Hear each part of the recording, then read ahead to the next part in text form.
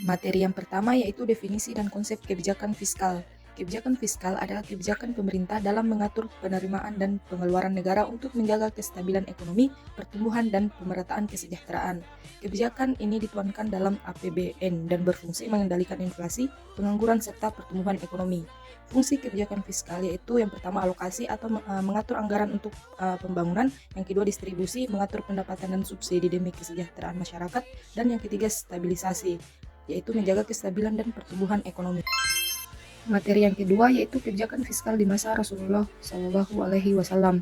Saat pemimpin di Madinah, Rasulullah SAW mengelola keuangan negara yang awalnya tanpa sumber pendapatan. Setelah Perang Badar, negara mulai memiliki pemasukan yang terbagi menjadi tiga, yaitu dari kaum muslim, yaitu zakat, ushur, zakat fitrah, wakaf, amwal fadlah, nawaib, dan sedekah. Sedangkan dari non-muslim yaitu jizyah, kharaj, dan hushur. Dan dari sumber lain yaitu ganimah, pai, hadiah, uang tebusan, dan pinjam. Materi yang ketiga yaitu kebijakan fiskal di masa Khulafaur Rasyidin.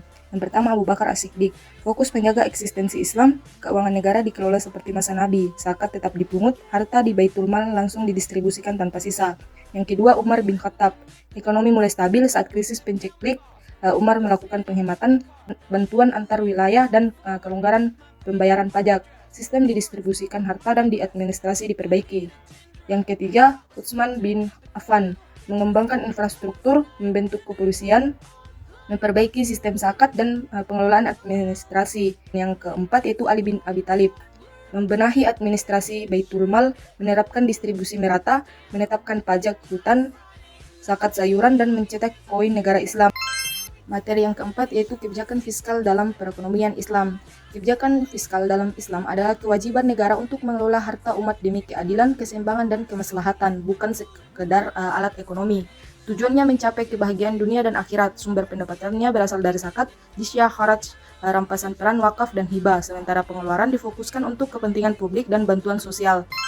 Materi yang kelima yaitu kebijakan fiskal dalam aliran ekonomi modern. Kebijakan fiskal modern adalah alat penting pemerintah untuk menstabilkan ekonomi, mengurangi ketimpangan, dan mendorong pembangunan berkelanjutan. Setelah krisis pada tahun 1930-an, teori Keynes menegaskan peran aktif negara melalui pengeluaran publik.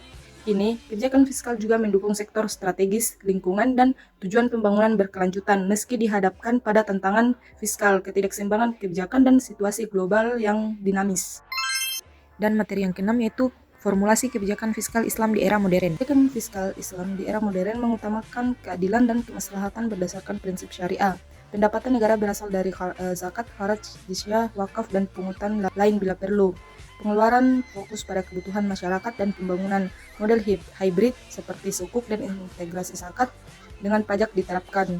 Namun masih ada tantangan institusi dan kesadaran masyarakat yang harus diatasi.